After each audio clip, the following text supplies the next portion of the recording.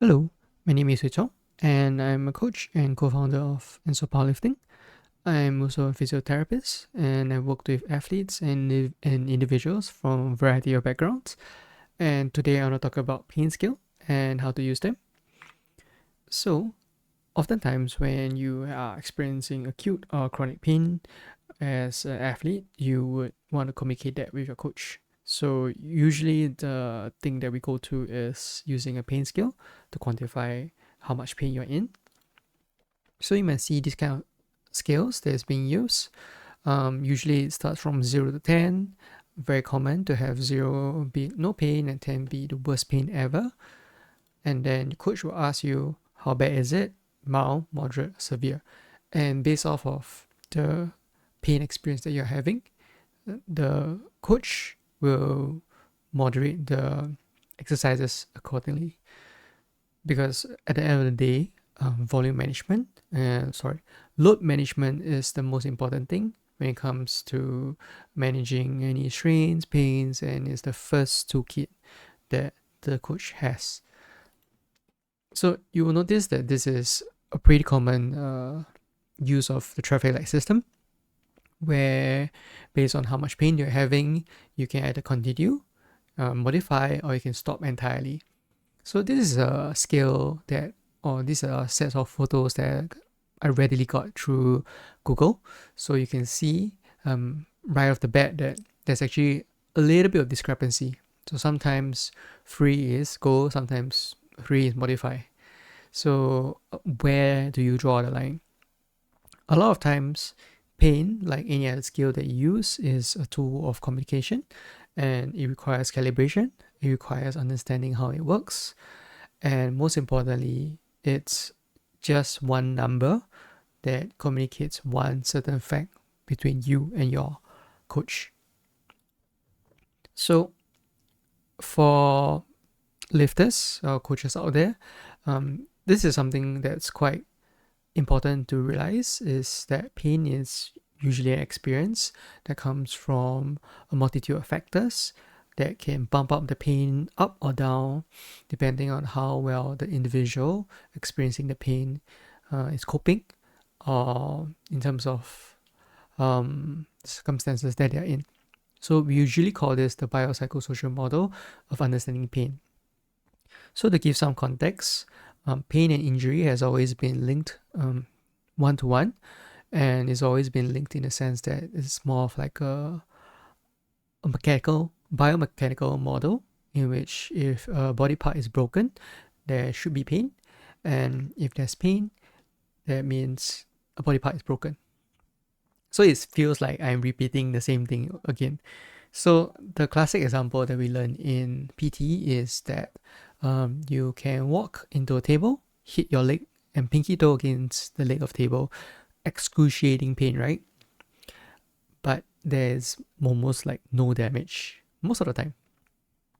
You can also have a broken bone, and you can have it in a cast, and from that, the cast of basically you still have a broken bone and you can still move about, no issue, and you might be experiencing minimal amounts of pain.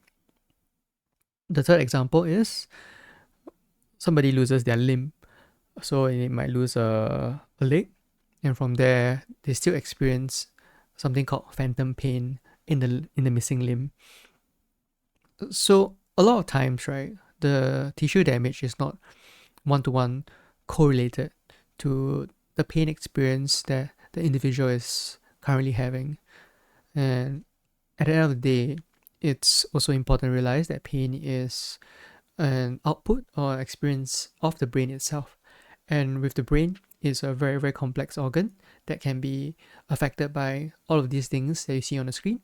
So like biological factors, like the chemicals that are influencing the perception and perception of pain itself. So for example, nociception, inflammation, the disease severity, and then for psychological factors, which is something that athletes deal with a lot, the mood, affect, catastrophizing, extremely relevant to powerlifting athletes, stress, coping, So this can manifest in the sense like, okay, how much stress is the athlete currently in, and when they experience the onset of the pain, how is the stress feeding into the pain and vice versa.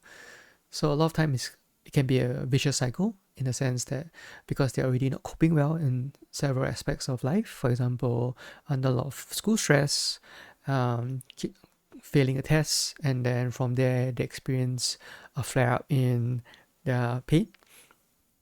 Also exacerbated by the fact that, you know, in times of like high externals, as people say, that your sleep and your diet would not be good, and that might be feeding into inflammation, and that may be feeding into poorer mood and decreased ability to ward off catastrophizing thoughts. For example, oh shit, my meet is in like 3 weeks time, how can I work around this pain when it's like so severe right now and it's coming at the worst time, and it's gonna affect my total. I can't compete, I can't put up a total to qualify for the upcoming nationals.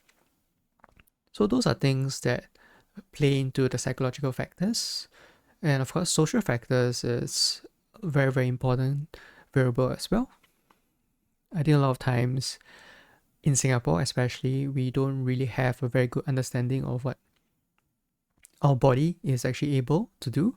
And a lot of times, I've had to teach my athletes how to distinguish between DOMS, which is delayed onset muscle soreness, and acute pain, and the effects of like the trying out new exercise that leads to like even more DOMS in the next 2 or 4 days. So this kind of physical education is not really readily available to us as well. So it does feed into our psychology when we're experiencing pain. Another strong cultural factor is the fact that, you know, our parents or even doctors will tell athletes, do not lift so heavy, it will hurt you. That although we would like to disprove that as athletes or as individuals or as like a rebellious teenager by going to the gym and lifting heavy anyways, right? It does also mean that when the time comes that we are experiencing pain, that we feel like we have one less resource to tap on. If I tell my parents about my back pain, will they like scold me and blame me, cancel my gym membership, take away my gym belt, try to stop me from lifting? And if that's gonna happen, it's gonna cause me even more stress, and I might as well don't say anything. Or like if I go to the doctor and they tell me to stop lifting and they try to send me for x-ray and it's a lot more cost, and I'll just be more scared. So I think some of these experiences are quite common. I mean, from the people I've spoken to, usually these kind of questions or issues keep popping up, which is why I think this kind of video is good to lay out in the open that yes, a lot of the things that you're experiencing is not something that's unique to yourself, and there's a way out at the end of the day. So having this model in mind is very useful as an athlete and as a coach to sort of give you an idea of, hey, you know, maybe I'm under a lot of stress right now and this pain is flaring up and it's causing me to catastrophize a little bit. So I'm gonna back away, I'm gonna like speak to someone I can trust who knows what they're doing, and maybe they'll give me a clearer idea of what's going on, or like in terms of load management wise, what can I do in this session or this week, this month, this cycle to manage the pain, and what strategies can I do? And of course, as the coach, having this in the back of your head is always like useful when you're talking to an athlete, because sometimes when you're just understanding their experience, right, and you can empathize with them, it really helps them with their pain experience. There was one athlete that I can recall right now is I remember he was telling me about his pain and what it means to him. And the thing that stuck with me is he would say like, as I'm telling you, I'm already feeling better about the whole experience of the pain, I feel I can cope better. And yeah, I think that's something valuable that empathy can bring to the table as a figure of authority in the relationship between the coach and the athlete. Okay, and so this is something that I found randomly on the internet. I believe I found it in the Reddit for chronic pain, and this is the Mankoski Pain Scale. So I love this scale for many reasons. So if you look at the scale, right off the bat, you have on the left column, the communication of the pain experienced through disturbance of daily activities and function. So for example, pain of 5 is you can't ignore it for more than 30 minutes. Pain of 7 means it's difficult to concentrate and it interferes with sleep, but you can still function with effort. So this gives a very clear idea of how much pain the individual is in, compared to something like this, where it's 0 to 10, mild, moderate, severe. The coach's idea of severe and the athlete's idea of severe will differ so much that sometimes it's just not a very good scale to use. And if a coach tells the athlete, hey, 3 to 4 out of 10 on the pain scale, stop, modify, and if the athlete has gone through like several events in their life that really affects their perception of pain, this scale is like almost like unusable. Although like in many cases this scale still applies, but I really love this scale. So for folks out there who experience chronic pain, so chronic pain actually makes a lot of changes to our brains and our experiences of pain. In the literature, it does state that pain experienced over long periods of time, right? It remaps your brain, and it also causes a phenomenon called like central sensitization, which is basically the nervous system start to ring the bell louder and louder. Because pain works as an alarm to try to warn you of danger, to get you to behave in certain ways to avoid the oncoming threat, right? So if you're able to like successfully ignore your pain, as let's say an athlete who has a very high threshold pain or is able to push through pain, then a lot of times a normal 0 to 10 scale will not be sufficient, because one is they might be so sensitized to the pain that they're experiencing high levels of pain, even though let's say to the coach or to a third party, what they're doing, it's like not a very painful experience, or not supposed to be a very painful experience. For example, picking up a item from the floor and they can't do it, or if they'll be sweating, or they'll be bracing, or they'll be guarding so heavily when they're trying to do it. That is one experience. I think another more interesting experience from my personal interactions with athletes who have had like a lot of chronic pain and high pain thresholds, right, is that they start to downregulate the communication of the pain. So instead of them experiencing higher and higher levels of pain through a louder alarm system, what happens is that they start to tell you that the pain is 2 to 3, when to you, and you look at them, they're like, holy crap, this is like, looks like a 7, 8 or 9. Which in this case is like unable to speak, for example, or crying, moaning, something like that, or physical activity is severely limited. Pain is causing nausea and dizziness to set in. And that's something I've observed with a couple of athletes, which is very curious.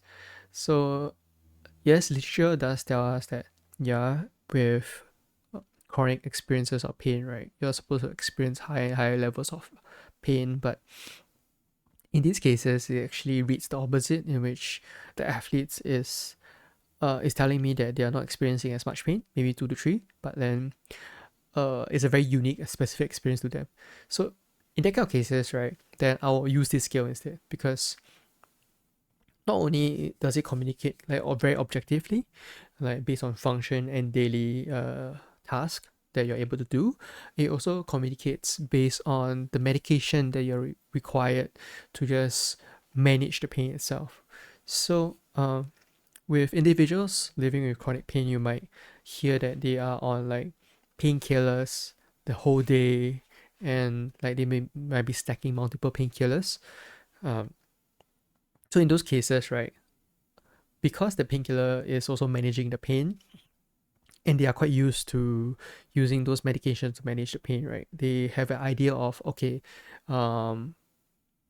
what can I do to manage this pain through like Panadol or ibuprofen, like in the more American context, it's like codeine, Vicodin, Oxycontin, that kind of context. Not always applicable to us, but I still love this scale. This scale has also been studied, or rather like applied for populations with neurodivergence, because I think, let's say, people on the autism spectrum, in terms of those neurodivergent traits, they don't really have a very good grasp of like very subjective numbers or like experiences. So it's very difficult to condense like the whole experience of pain, right, when you look through the lens of biopsychosocial model, right, into one number to like tell you exactly what's going on. So sometimes this is just something that I use with athletes suffering from chronic long bouts of pain, and I find that it's extremely useful in those cases. And you'll be very surprised if you have athletes like that and you apply this scale, suddenly the number spikes and it's very crazy, but it starts to align with what you're actually seeing in their lives, and like through the probing that you're going through with the athlete. So very importantly to understand is that the pain scale gives us like one number to calibrate and communicate like a very diverse experience.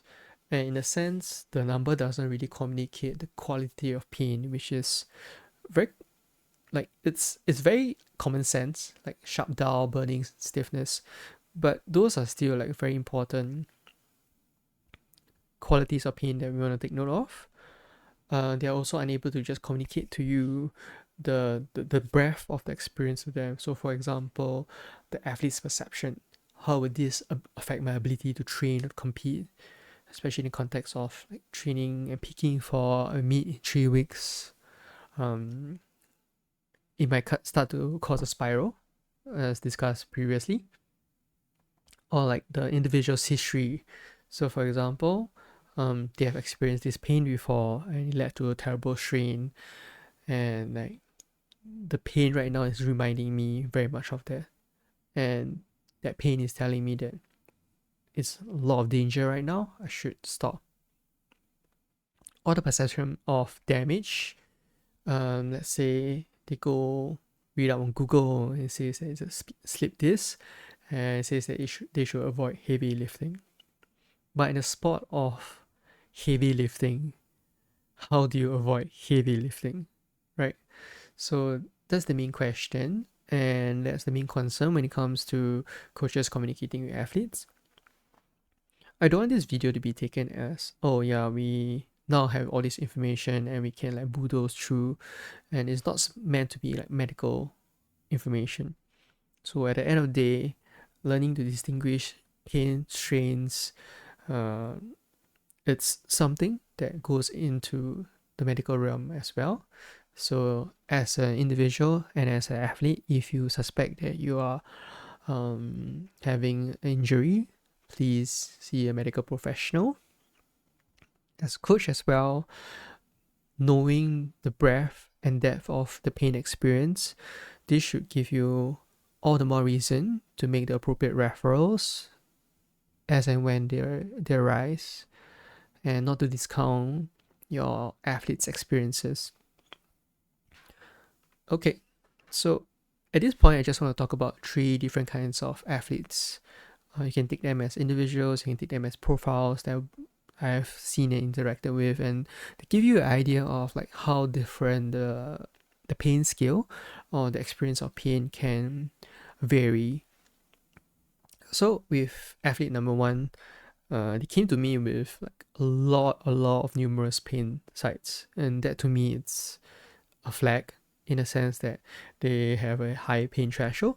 They are able to tolerate a lot of discomfort. And when I asked them, so like with like this much pain, like how do you continue to like power lift? Then they were saying, yeah, I can still lift, but with a highly specific technique. That means if I put my feet wrongly or I brace a little bit off, then I'll experience the pain. Yeah, so to me, it's a skill issue. And as long as I focus on the appropriate technique, I can do it. And I can't do good mornings, I can't do high bar, I can't do any kinds of squat. I can only do this specific competition squat. And I've been very, very successful at like navigating all my pain to find that specific technique that works for me. So in this kind of case, to me, as a coach and as a physiotherapist, it tells me like a couple of things. So one, as a coach, is like the perhaps what's helping the athlete isn't really beneficial. Because when I put on my clinician's hat, right, you'll be like the fact that the athlete's window of tolerance is very narrow. So the window of tolerance basically to imagine that you have a window at home that you can open it wide. As you open it wide, you can let more sun in, more wind in, but closing it and narrowing it also narrows your experience of the world. So if you can only operate within a very narrow window, that really tells me that okay, the body's resiliency is not as great. So that might be one of the focus as a coach, to try to nudge open the window of tolerance. And that's perhaps one of the key goals that we want to work on through bringing down the intensity and frequency of the pain episodes, and then over time calibrating with the athlete's body and mind that hey, this is a safe movement to go through. Sometimes the body goes through a guarding kind of feedback in which they try to produce pain, or they have increased tension in certain body parts when they're trying to execute an exercise that they don't feel exactly confident in, and that feedbacks into the athlete's experience of the discomfort as well. So having to go through the body and mind sort of like desensitization of certain movements, try to increase their library over time, that will be something that I'll want to work on with this particular kind of athlete profile. So athlete B, it's will be someone with a history of like perhaps surgical intervention, and when they are having pain in the like region, for example the back, then the pain in the same area reminds them of the pain that led up to the surgery, post-surgery recovery, and that brings back a flood of like memories, experiences that are very unpleasant, and it makes them feel very unsafe and loses a lot of confidence in how they should be approaching the lifting. So I think in powerlifting, deadlift and slip disc are almost like synonymous in how they are related to each other, which is a whole other topic that I don't want to get into right now. But when you have an athlete who has gone through surgical intervention, then them going through deadlifting again, it's an extremely scary experience, because whatever kind of DOMs, whatever kind of minor strain, whatever kind of sensations that they're getting, sometimes even just getting the sensation of using the spinal erectors, it's quite an intense experience for them. So it's something that you just need to take note of as coaches, to be like empathetic in that kind of situation, walk through it with them, and increase their confidence in the sense of like, hey, you know, let's sit down and try to identify what is this sensation that you're going through. And if it's truly pain, then we know what to do. If it's not pain, but something like that reminds you of it, like is it soreness? Is it you bracing and you actually feeling the muscles working? Can those be misinterpreted or like experienced as pain for yourself? Then that's really just having to guide the athlete through a very complex experience. And it's a really, really complicated process that takes a lot of time. And for athlete C, for example, someone I spoke to recently told me that they calibrated their pain to the experiences of others. So on social media, you'll see, oh, this athlete achieved like a PR of 50 kilos in their total, despite having a strain that was 7 out of 10 pain to them. And this particular athlete came to me and said like, oh, I read their case and their pain levels are like so much lower than mine. But then that just tells me that I should be able to do it, right? That I should be able to push through and I should be able to see results at the end or something to that effect. But then because of all those like social expectations and information from social media, it really like paints a very different picture. So I was having this discussion with them and I was saying like, hey, you know, on social media, coaches tend to pick the most extreme cases to present.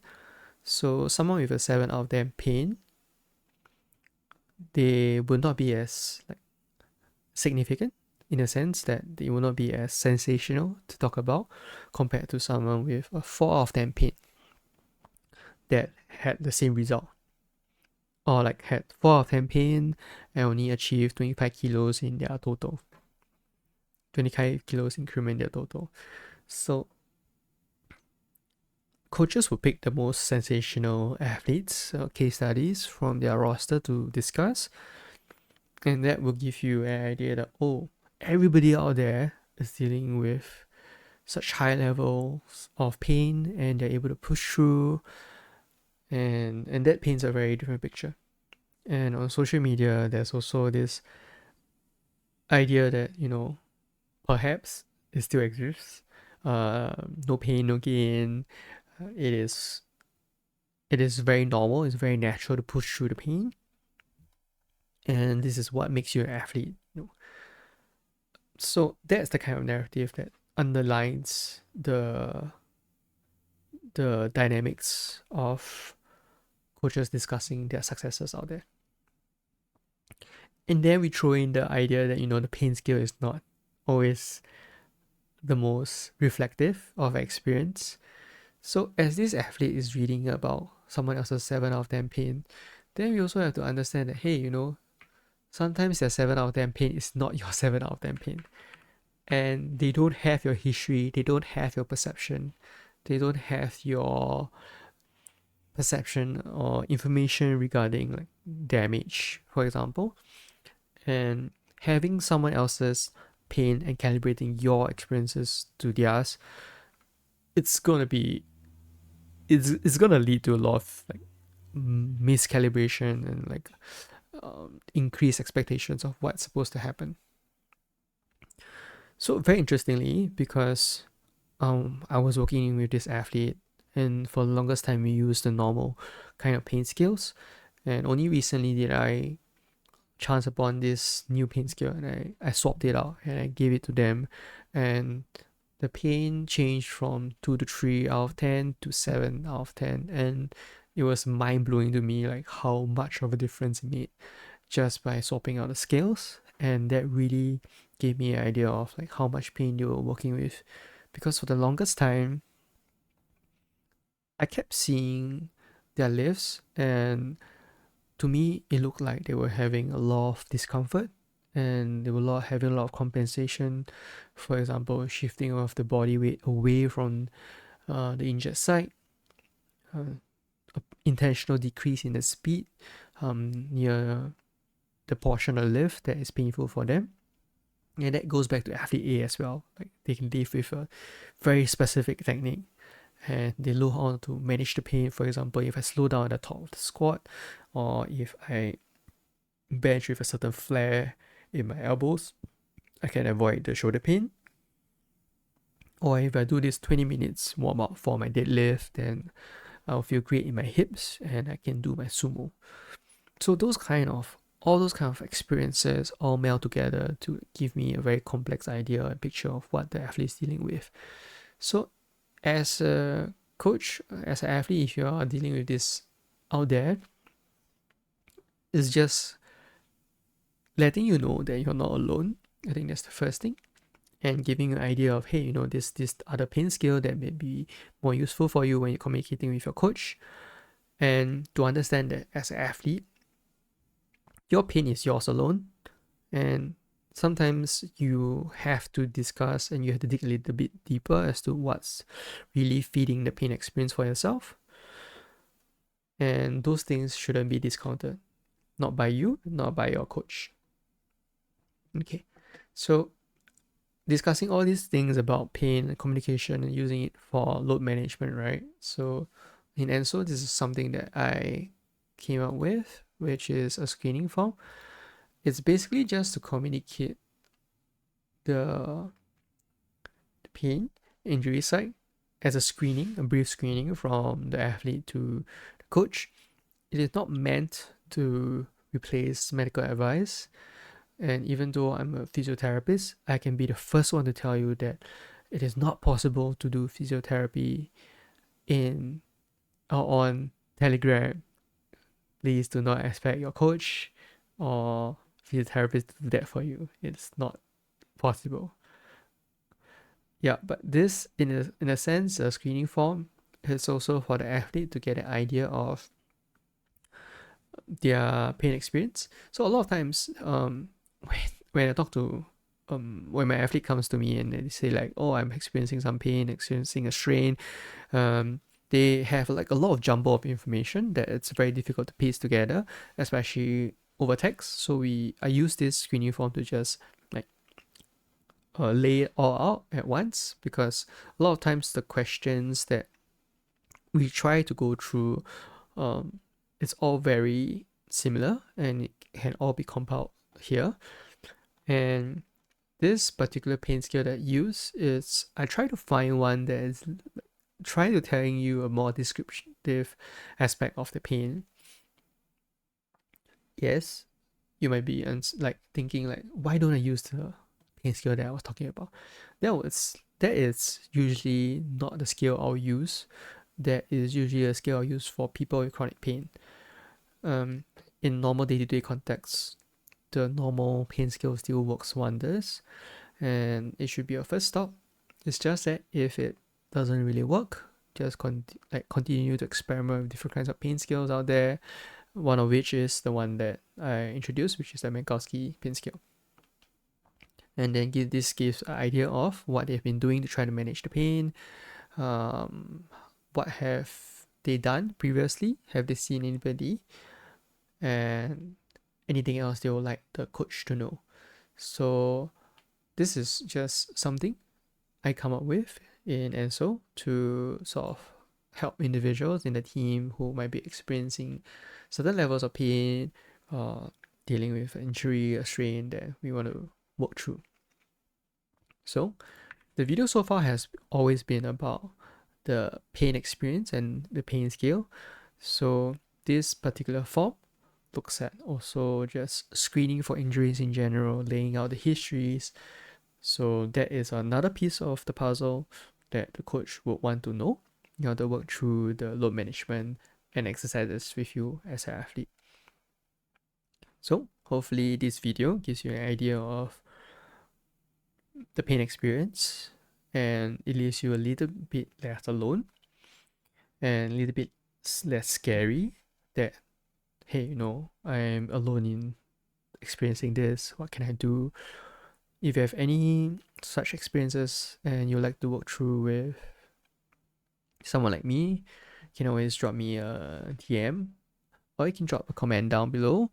Then maybe you can go through those kind of questions and comments in a separate video. Just hope that this video finds the right person and just reminds you that, hey, what you're experiencing is not wrong, and there's a way to work through it. And even if there isn't, you're not the only person out there with this experience. Okay, that's all for this video. You can share this around if you know anybody who's going through similar issues. Otherwise, yeah, that's all for today. Cheers.